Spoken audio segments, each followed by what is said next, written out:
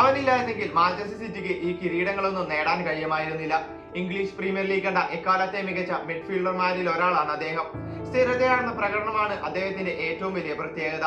Manchester സിറ്റിയുടെ കോച്ചായ Pep Guardiola Belgian super താരമായ Kevin De ബ്രൂയിനെ കുറിച്ച് പറഞ്ഞ വാക്കുകളാണിത്.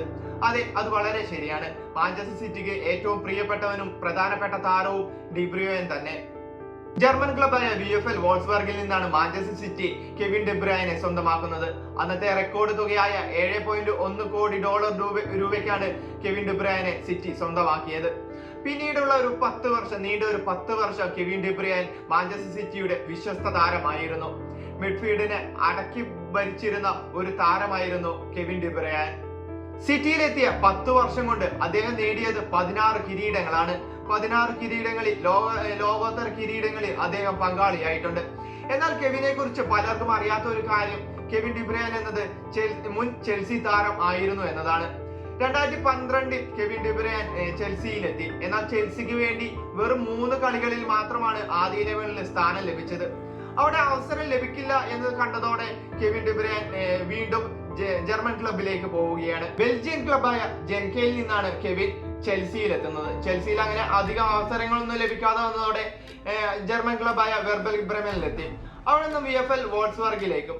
അവിടെ VfL വോൾസ്ബർഗിലാണ് കെവിൻ തന്റെ അടവുകളെല്ലാം പയറ്റി തെളിയുന്നത്. അങ്ങനെ അവിടെ നിന്നുമാണ് പിന്നീട് സിറ്റി ഗ്രൂപ്പിന്റെ അധീനതയിലുള്ള മാഞ്ചസ്റ്റർ സിറ്റി കെവിനെ സ്വന്തമാക്കുന്നു.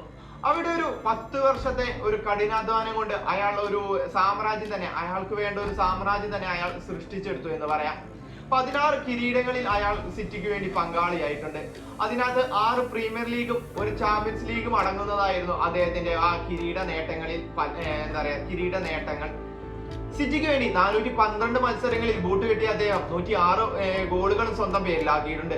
106 ഗോളുകൾ എന്നതിന് പുറമെ പ്രീമിയർ ലീഗിൽ ഏറ്റവും കൂടുതൽ അസിസ്റ്റ് സ്വന്തമാക്കിയ താരങ്ങളിൽ രണ്ടാമതാണ് കെവിൻ ഡി ബ്രൂയിൻ ഉള്ളത്. ഒന്നാമതുള്ളത് മാഞ്ചസ്റ്റർ യുണൈറ്റഡിന്റെ മുൻ താരമായ റയാൻ ഗിഗ്സ് ആണ്. റയാൻ ഗിഗ്സ് 632 മത്സരങ്ങളിൽ 162 അസിസ്റ്റ് ആണ് സ്വന്തമാക്കിയത്.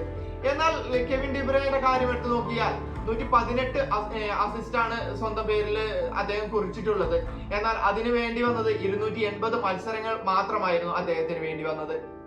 എന്തായാലും Kevin De Bruyne Manchester City വിടുന്നതോടെ ലോകോത്തര നിലവാരമുള്ള ഒരു മിഡ്ഫീൽഡറിനെയാണ് സിറ്റിക്ക് നഷ്ടമാവുന്നത്. ആ ഒരു പൊസിഷനിലേക്ക് സിറ്റിക്ക് വേറൊരാളെ കണ്ടെത്തുക എന്ന് പറയുന്നത് അതൊരു വലിയൊരു ബുദ്ധിമുട്ടുള്ള കാര്യം തന്നെയാണ്. കാരണം മാഞ്ചസ്റ്റർ സിറ്റിക്ക് വേണ്ടി കെവിൻ ഡി ബ്രൂയിൻ ചെയ്തു വെച്ച കാര്യങ്ങളൊന്നും ചെറുതല്ല. അതൊരു ഇതിഹാസമോ അല്ലെങ്കിൽ ഒരു ചരിത്രമോ ആയ ഒരു കാര്യമാണ്. അപ്പൊ അങ്ങനെ ഒരു താരം സിറ്റിയിൽ നിന്ന് പോകുമ്പോൾ അവിടേക്ക് ഒരു റീപ്ലേസ്മെന്റ് ചെയ്യാൻ പറ്റിയ ഒരു താരത്തെ കണ്ടുപിടിക്കുക എന്നത് സിറ്റിക്ക് വലിയ ഒരു തലവേദന തന്നെയായിരിക്കും.